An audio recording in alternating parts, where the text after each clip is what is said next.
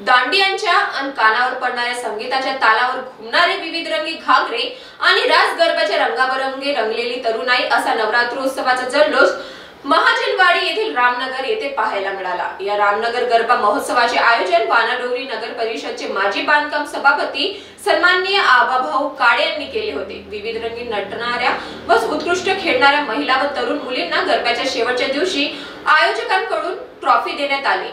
9 दिवस विविध रंगी नटून आलेली व न थकता खेळलेली आर्या कोरमोरे ला रामनगर गरबा महोत्सव क्वीन म्हणून सन्मानित करण्यात आले। 9 दिवस खेळणाऱ्या सर्व लहान मुलांना गिफ्ट वाटप करण्यात आले।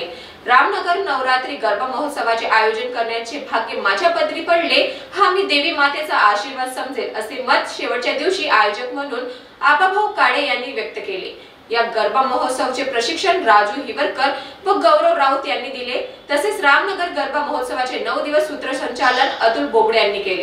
कार्यक्रमाच्या यशस्वीतेकरिता स्वप्नील दाभेकर, खुशाल बोबडे, मयूर तांदुळकर यांनी मोलाची भूमिका निभावली आहे। वानाडोंगरीवरून सागर पडोळे यांची रिपोर्ट, महान्यूज 7 नागपूर।